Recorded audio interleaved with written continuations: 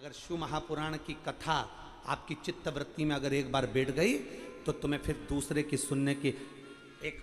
ललकता जो तुम्हारे भीतर है शंकर को पाने की वो बढ़ जाएगी। फिर तुम इधर उधर भटकोगे नहीं, शिव तत्व की ओर जाने का प्रयास करोगे, एक लोटा जल चढ़ाने का प्रयास करोगे, फिर तुम्हारा मन नहीं लगेगा,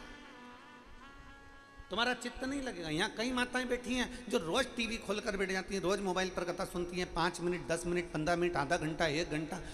रोज उनका नियम है कि मुझे कथा श्रवण करना, और कथा सुनने का फल मिलता भी है। बाबा कुबेर भंडारी के उस कुबेरेश्वर बाबा की एक आनंदमय कथा का रसतत्व तुमने श्रवण करना प्रारंभ करा है, उस दिन के बाद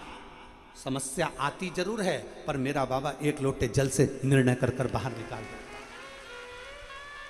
ऐसा नहीं कि दुख नहीं आएगा, ऐसा नहीं कि तकलीफ नहीं आएगी, कर्म का भोग तो भोगना पड़ेगा। कर्म का भोग मनुष्य को भोगना ही पड़ता है, ये कर्म का भोग तो सबको भोगना है, जो मृत्यु लोक में आया है उसको भोगना पड़ेगा। बस इतना याद रखो कि कर्म का भोग अर्थात समस्या, दुख, तकलीफ, कष्ट, बीमारी सब आएंगे पर आपका एक लोटा जल चढ़ाते चढ़ाते चढ़ाते चढ़ाते तुम्हें मालूम नहीं पड़ेगा कि तुम्हारी बीमारी कब चली गई, तुम्हें मालूम नहीं पड़ेगा कि तुम्हारा दुख कब चले गया, तुम्हें मालूम नहीं पड़ेगा कि तुम्हारा कष्ट कब चले गया, तुम्हारी तकलीफें कहाँ गई। नहीं, दिल पर हाथ रखकर विचार करना कि हमने जब से शिव पुराण सुनना चालू करी तब से हमारे जीवन में कितना बदलाव आया है,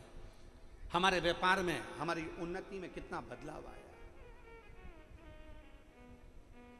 एक भरोसा अपने भीतर जागृत